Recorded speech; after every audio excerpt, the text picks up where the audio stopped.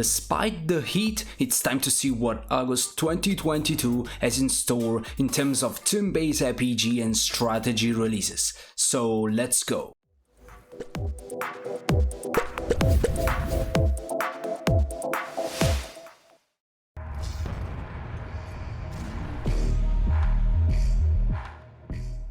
We covered Supernova Tactics a few days ago with an overview of the indie dev Pitpod Inc. auto-battler sci-fi RPG. The formula is quite simple: players will choose the army, items and traits and try to survive as much as possible in order to unlock permanent upgrades which will help reach deeper levels in a future run. Permadeath, a masochist mode, persistent upgrades, endless scaling, multiple difficulties, random battles and loot, the possibility of upgrade your units, and a leaderboard to compete on. You went out looking for a big score, but ended up with the devil taking your soul. I must be honest, I never played the first chapter of Hard West, but I do played the demo of Hard West 2 and had a blast. Hard West 2 blends a classic Western world with a supernatural mythology, where legend tells of an elusive ghost train with a bounty of gold for the taking. But the first-class man, Gene Carter, raids the transport. He discovers this ghost train is exactly that. Now, Gene must lead a posse of strange outlaws and chase down the devil across a land touched by the darkness, battling forces both living and undead. From Brazilian indie dev comes Vanaris Tactics, narrative tactical RPG experience that tells a story about refugees fleeing their occupied motherland. Fighting Final Fantasy Tactics like turn-based battles and take into account aids, positions, initiative and unit classes in order to complete the 15 unique story encounters.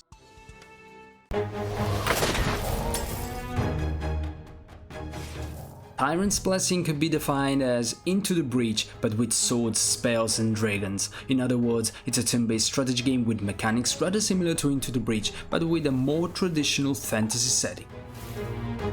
Exactly as is the aforementioned game, here the player before any move have to put the utmost attention to what the enemies will do in their next turn. So pick your hero's roster carefully among a huge number of cards and fight your way across the face of Tiberia.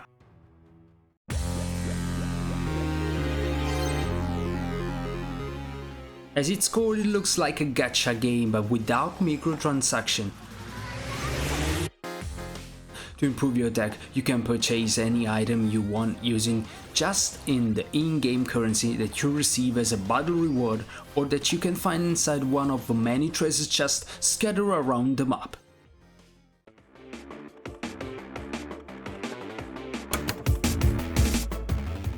There's a lot of buzz right now about Pokemon Legends Arceus experimenting with open world exploration, but Boundless Games' Monster Tribe is an open world monster battle that deserves attention as well.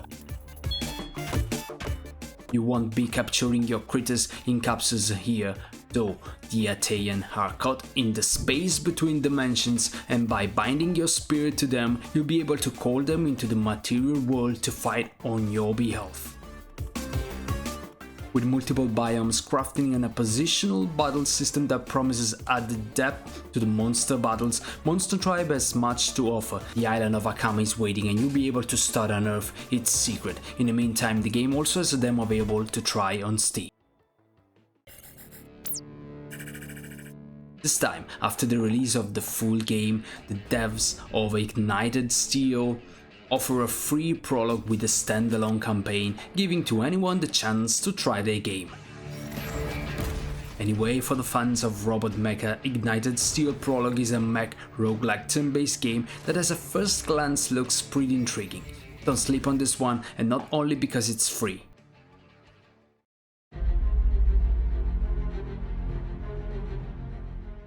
Spiderweb Software is a legendary dev, famous for their Avernum and Janna Forge series. You can expect the same depth and complexity in the next chapter of Queen's Wish, called the Tormentor.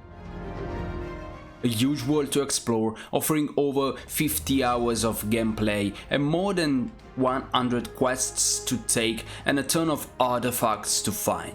If you love the good old RPG, you simply cannot miss it. Part collectible card game and part turn-based strategy, Sefirot Shards try to say something new in a rather overcrowded genre. In a world fragmented into many levitating shards, each one with its unique characteristics, you and your squad must explore the land and face a dreadful invasion of undead. Fight, complete quests, solve riddles, conduct investigations and unveil all the secrets Sefirot has in store for you.